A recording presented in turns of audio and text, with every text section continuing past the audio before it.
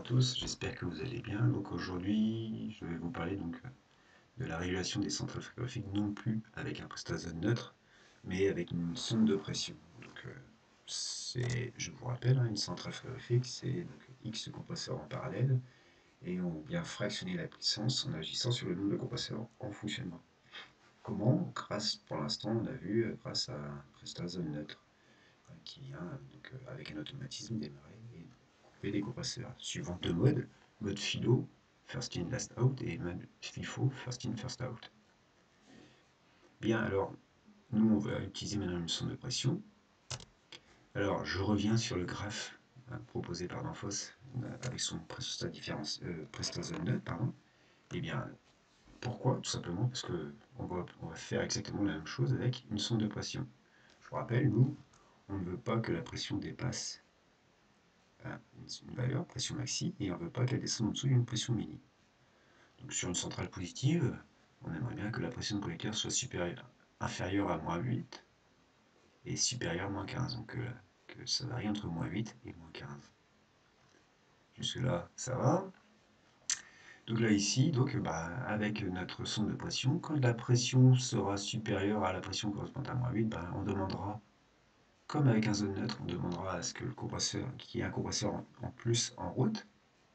Et puis quand la pression descendra en dessous de -15, on demandera qu'il y ait un compresseur en moins en fonctionnement. Voilà. Donc une sonde de pression, un petit rappel, voilà, c'est ce genre de choses. Et si vous êtes avec un HFC, un AKS32 ou un AKS33, ça ira très bien. Donc ici, AKS32 ou AKS33, ça dépend du signal que vous voulez en sortie, 0,10 volts ou 420 mA. Voilà. Donc moi j'ai pris une sonde 0,10 volts. Bon, maintenant que j'ai ça, eh bien, il faut que j'aille dans la doc. Donc, il faut que j'aille plus loin dans la doc Danfoss, et il va me sortir les caractéristiques de la sonde. Donc là, ici, si je viens, hop, eh bien, à KS32, vous voyez, eh bien, vous avez, si vous choisissez ce modèle, la pression varie entre -1 bar et 9 bars pour un signal 0,10 volts. Donc, j'ouvre ici, eh bien, un tableur Excel. Donc, j'ai pris la KS32, -1 bar, 9 bars, donc 0,10 volts. Donc à -1 bar, j'ai 0 volts. Et ma sonde délivre un signal de 0 volts. Et à 9 bars, ma sonde délivre un signal de 10 volts. Bon, moi ici, ma pression va varier dans mon collecteur entre différentes valeurs. Donc il faut que j'aille maintenant définir mes valeurs. Donc j'ouvre, je viens ouvrir hop, CRE. Là, ok. Et donc ici, je ne vais pas tracer un cycle, je veux juste les propriétés d'un point. Donc je vais chercher les propriétés d'un point, je vais chercher du 449 parce que notre centrale fonctionne au 449. Et je vais chercher la pression correspondante à -8. -8, et bien ça fait 3,88 bars. Donc je note quelque part sur un papier que ma pression à -8 sera de 2,88 bars relatifs. Donc je fais la même chose pour -15. Et ma pression mini sera de 1,98 bars relatifs. Voilà, puisqu'ici c'est indiqué de 98 bars absolus. Donc j'ai mes valeurs, donc là maintenant je reviens sur mon tableur Excel. Donc je sais que moi ma pression mini sera de 1,98 bars. Oui c'est ça. Et que ma tension maxi sera de. Ma pression maxi pardon, sera de 2,88 bars. Donc je note ça comme ça. Et donc je vais ici chercher l'équation de ma droite, puisque ça ici c'est les deux points d'une droite. Et donc petit rappel, l'équation d'une droite c'est y égale x plus b, donc je remplace ici les valeurs de -1 et 0 pour trouver les coefficients a et b. Donc première équation ça me donne 0 égale -a plus b, et puis deuxième équation 10 égale 9a plus b. Voilà. Je bricole ça, un système de deux équations à deux inconnues.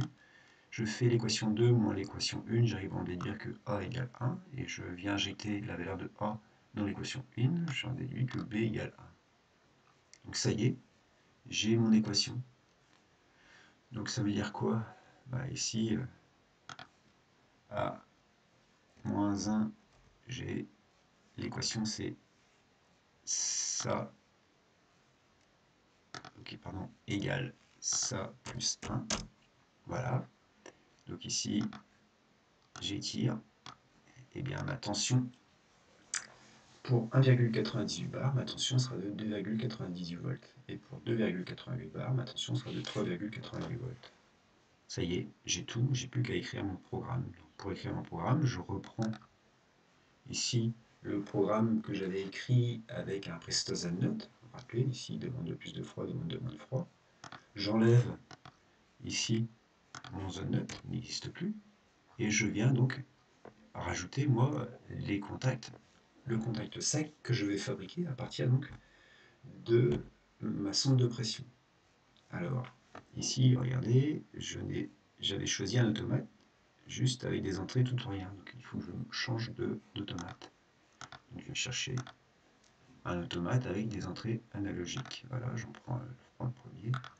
Voilà, suivant, suivant. Ok, ça y est. Donc là maintenant, vous voyez ici, j'ai mon entrée analogique.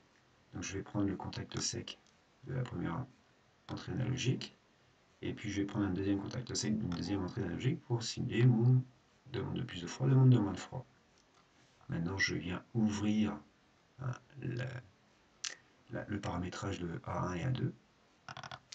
Et là, qu'est-ce qu'il me dit? Bah, c'est une comparaison.